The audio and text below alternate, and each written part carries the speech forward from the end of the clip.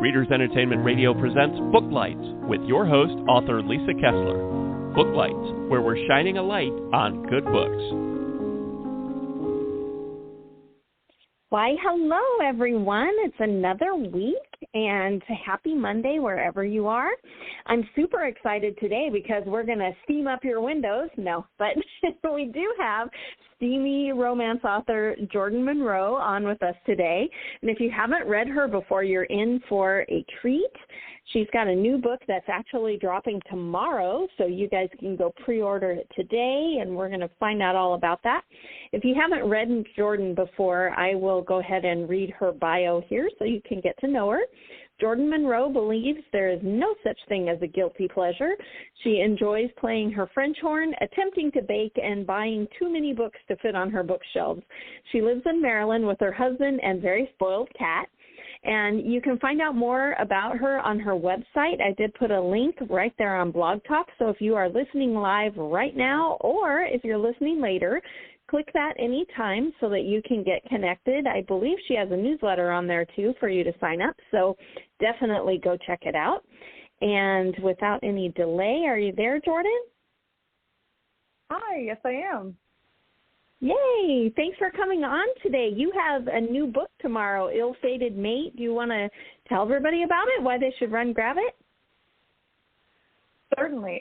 So Ill-Fated Mate is the story of a god of ill fate that has been cursed to remain locked in his prison, a cavern deep in the rural mountains of Saxony, Germany. And he's been cursed to stay there until his soulmate comes to free him. And he waits and waits and waits, and he waits, thousands of years. And then her aura is made known to him. And because he can't actually go travel to bring her to him, to go get her, he has to devise a way to signal to her to come to him. And it follows their story. It follows their journey to love and happiness. He is also, because he's been locked away in this prison for a couple thousand years, this is a virgin hero. Ah. I wanted to ask you, because this is kind of a new popular swell of these monster romances. So this guy is not a shifter, right? He stays a monster. He's some kind of gargoyle. Correct. He's inspired by Chernabog from Disney's Fantasia. So think tall, black wings, yellow eyes, claws. He stays in this sort of gargoyle demonic form throughout the book.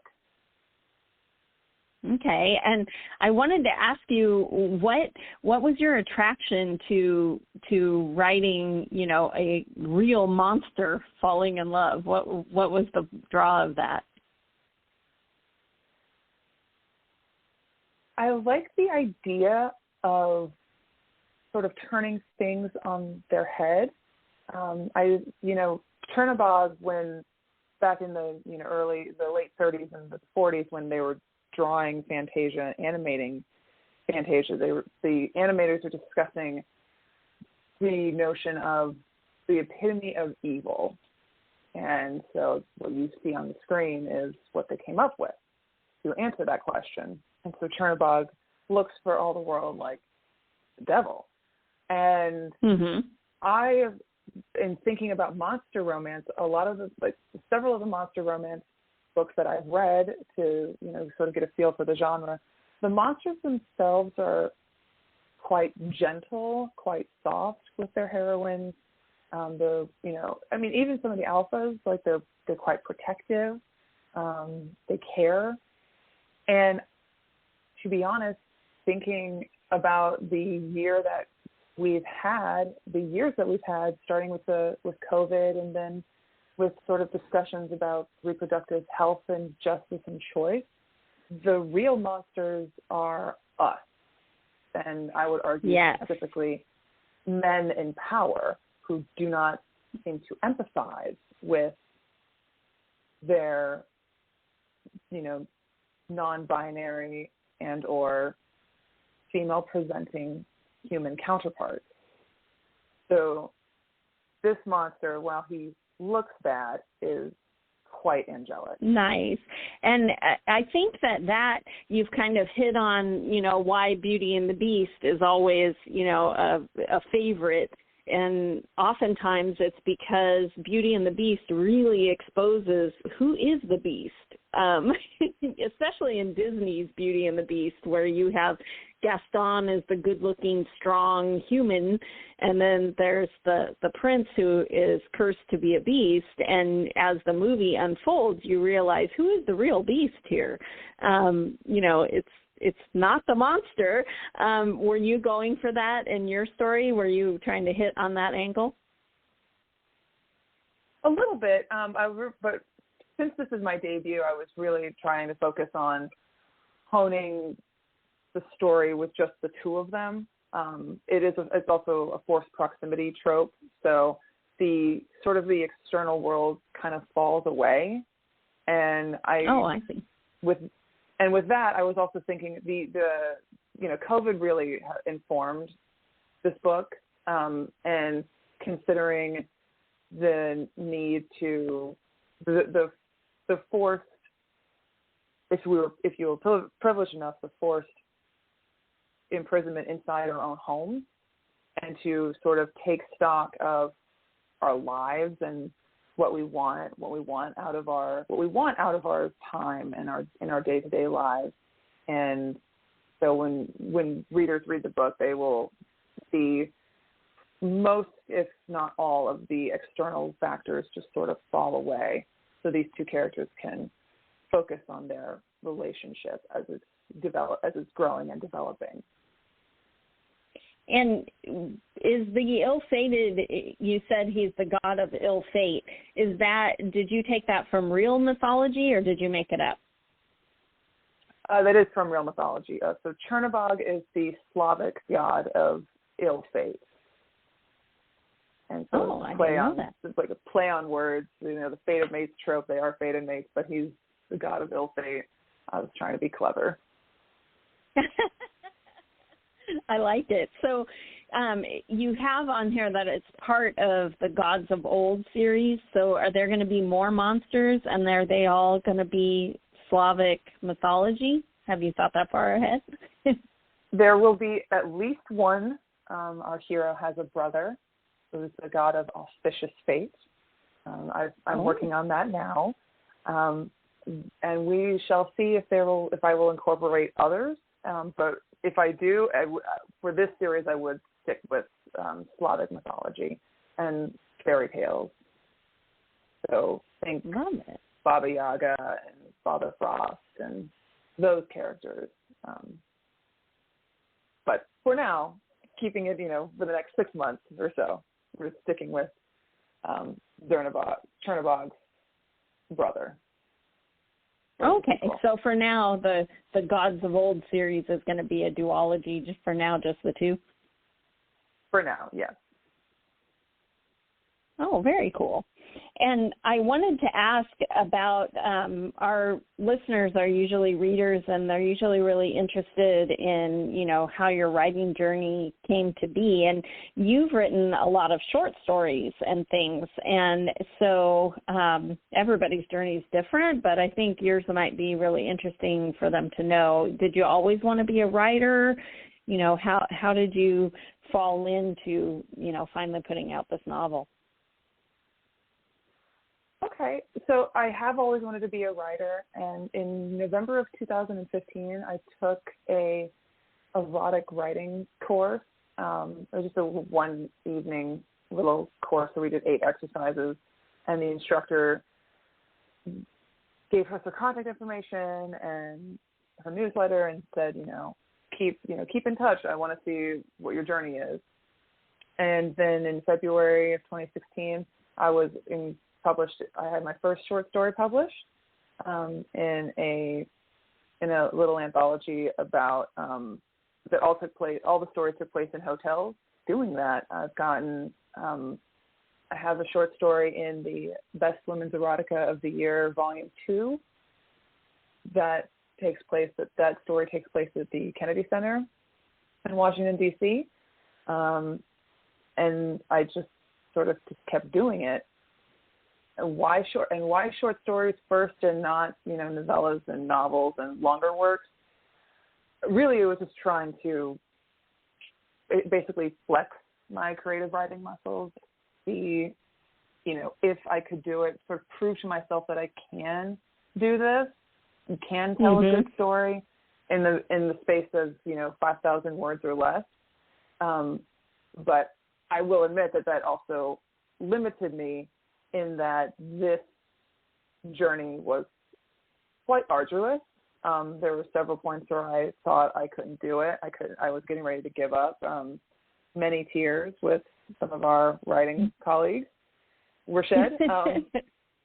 But no, I knuckled down, and also these two characters just wouldn't leave me alone. They demanded that their story be told. I love that.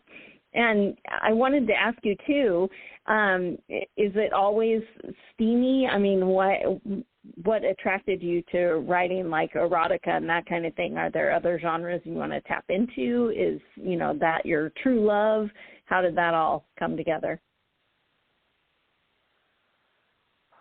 Ooh, we're about to get real personal. So I grew up in a pretty staid environment where human sexuality was something not to discuss, and considers me doing this as a bit of a rebellion against that. I love hearing stories of readers particular romance readers who say, oh, my mom or my aunt read all of these Harlequin categories, so I inherited those, or all of my mom's Joanna Lindsay's, I have those. That was not my situation. That was not how I was brought up. And I would go to the library. I'll never forget this. I would go to the library, and I would go to the spinning racks with all of the little romance paperbacks, and the spines were frayed and almost destroyed. And I would just check them out. The clinchier the clinch cover, the better. And I would put them in a plastic bag and either keep them in the car or keep them under my bed, as if my parents wouldn't be able to find them. I thought it was really clever. And I just devoured this content, and getting a chance to explore not only my personal connection with sexuality, but the myriad forms and shapes that it takes, the myriad of ways that the human experience can be expressed and felt, is something I'm just deeply, deeply drawn to. We only have so many seconds on this earth, and I would like to spend more of it exploring those joyful moments, even when those joyful moments are private. Right.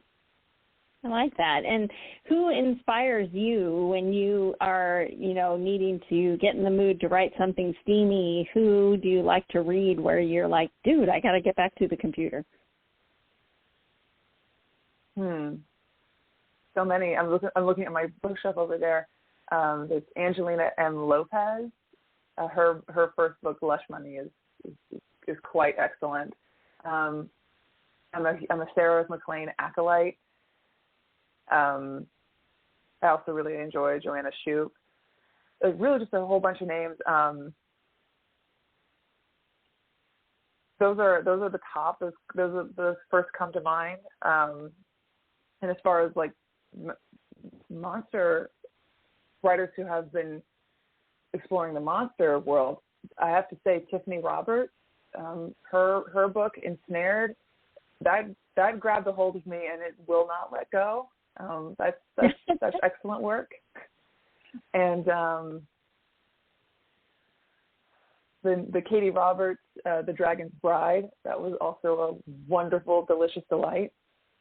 Those are a good sampling, I think, of who I imprinted on, and am not, I'm by no means copying, but trying to emulate and follow in their footsteps. Right. There's something to be said for Stephen King, I think, said, if you don't have time to read, then you don't have the tools to write. And I always feel like there are certain writers I can go to that I read it and I'm like, oh, I need to go, I'm so fired up, I need to go write. And it has nothing to do with copying or even emulating, really. It's just that, you see someone really nail a scene and you're just like, oh, I feel that and I want to go, put that, write my own. And so, yeah, I love hearing, who inspires you. Absolutely. And also those writers give me courage to go for it, so to speak. Like I'll read a particularly bonkers scene in like a C.M. Nacosta book, and I'll be like, okay, if that's don't hold back. That's a choice that she made. Then I can make these assorted choices. I can take that leap. Definitely. So when you were writing Ill-Fated Mate, did you, when you finished it, did you feel like you have like a favorite scene that you love that you can't wait for everyone to read? I mean, you don't have to give us a spoiler, but in general, is there a cool scene in that book that you can't wait for us to read? Absolutely, yes. How shall I describe it? There's an underwater hot spring. Oh. Underground hot springs, yes. Underground hot springs. Okay, that sounds steamy. Quite literally. I love it. So, and what's next for you? Are you writing the second book right now, or what's coming out next from Jordan Monroe? So I will be releasing a holiday novella. And I will also be working. I am also working on the sequel to this. So the sequel I already have a title for it, which is very different for me. Like both of these two books, the titles came first, which never happens. Usually, when I'm writing a short story, the title will come last. I'll get the story done first, and then I'll be like, okay, what amalgamation of words that are in this can I could throw together and make that a title, and then get it out of my life. But no, the sequel to Ill-Fated Mate is called Hard Won Prize, and if you read the first book, it'll inform it will inform the title of book 2. Oh, I love that. And so the monsters are kind of inspiring you with titles before you write them. Yes, absolutely. And I wanted to mention, too, before the show when we were talking, Ill-Fated Mate is your first self-published novel. And so for readers who are listening, when we have a publisher, the publisher usually handles cover and editing and all that kind of thing. Same with short story anthologies. We just turn in the writing and we're done. So can you tell us the adventure that you've been on since you are now a publisher, and how different has this been for you? It has been an adventure. This also was, I've benefited from the Word Makers writing group. Several authors contributed to the production of the work. Coralie Moss actually developed the cover. She put it together, and it looks magnificent. And then Mika James was so kind to format it for me, and I will always be grateful for them. Allie Williams was the editor, and Katrina Caruth was the beta reader. So this really was a collaborative effort, a labor of love, and I'm never be able to thank them enough for that. So, but now, because this was the introduction, now I'm truly on my own.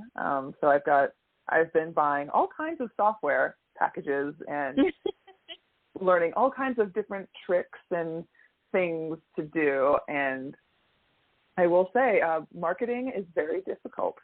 So yes, please be kind to authors who are very much not used to having to sell ourselves. It's a disorienting prospect. Yes. As a hybrid author myself, I know that I love self-publishing just because I have all the control over the cover and the editing and the price and everything. But it's a lot. It's scary because you're taking a big gamble on every book because you're paying for this software or for an editor or all this stuff. You're paying for that up front before you ever get a single book royalty. So it is scary and thrilling. But there's pluses and minuses to both paths of whether you use a publisher or do it yourself. And readers readers win because they get all the books now. There's no gatekeepers, but it is a risk for an author. So I'm glad you're enjoying it so far, though. Oh, for sure. I don't know if a traditional publisher or even a hybrid publisher would want this kind of story, because it is a novel, but it is also compact.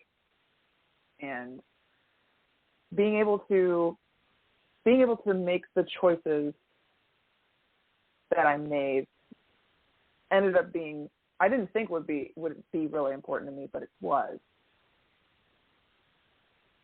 And I really appreciated that freedom. Yeah, that is a good feeling. And what else did you notice? What was the difference between, because this is your first novel, right? All your other books were novellas or short stories, right? What did you notice was the big difference? The focus.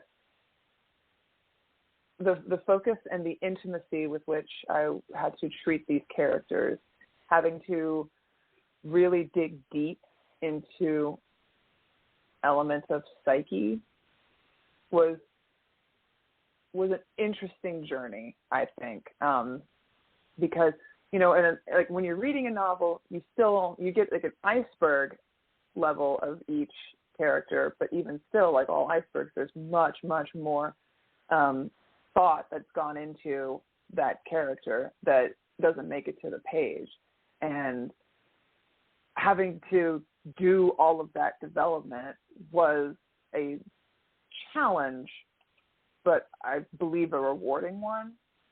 I believe doing that for this first book will propel me to write a second going and not just rest on this one. Because at the outset, it's like I wanted to see that I could write something of this length. This is a mountain for me to climb, and now that I've done it, not to say that the rest is just cake, like icing on the cake, for example, but now I'm really just looking forward to seeing what else I can do. Right. And what else is available to me. Yeah, and I got my start writing horror short stories and selling those to anthologies and magazines and stuff like that. And I know for me, shifting from a short story to a novel, I enjoyed that there really gets to be like a character growth that you get to see, because in a short story, it's so compact. It's usually just like one scene, and we don't get a whole bunch of character growth. So when you write a novel, you get to see somebody who maybe is very broken at the beginning, who finds their way and grows into the person that you knew they could be at the beginning, but maybe they didn't know, or something like that. Did you feel that when you were writing longer form fiction? Certainly, and with the growth in particular, the hero of Ill-Fated Mate gets quite the growth treatment, because he is a virgin hero. He may be a god, but in quite a number of aspects, he's quite young at heart. and he learns from his heroine, and that was something beautiful for me to explore. I enjoy getting to think about and talk about and write about, males and females in conversation with one another, and taking the time to put ego aside and learn from one another to grow and develop and become a better version of oneself. I love that. And when you wrote this book, are you I don't know if you're a plotter or a pantser, but did you get any big surprises? Was there, something in the book that you thought was going to go one way and the characters were like, nah, we're going to, did you have any big surprises while you were writing the book? For sure. I'm a plantser. So I had the basic contours of what I needed to do. So in Stephen King's On Writing, he talks about setting up a scenario, like what if a car broke down and a mother and child were in there and there was a rabid dog outside? What does that look like? That was sort of similar with how I started with this.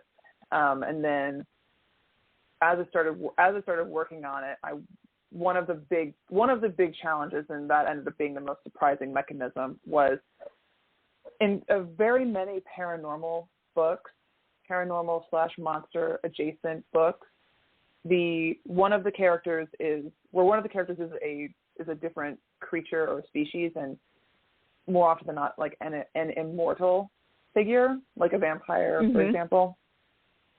The way you solve the happily ever after is that the other character ends up being changed, right, into the respective species. Like, I immediately think of Twilight because that book came out when I was 15 or 16. So again, that seared into my memory, and right. I've never loved that device, thinking like, oh, if you have to change yourself to be with me, that's what that sort of hits on for me. And I remember just as I was getting ready to try to solve this problem, I was like, I can't have her do, like in Greek myth where, she becomes the star, or we turn her into some sort of cloud or something like that. It's like, no, I need the immortal figure to have to humble himself, get his happily ever after in some kind of way. And that's the choice that I made. And I hope readers like that, because that was how I solved that problem. That was the most surprising part of putting this together.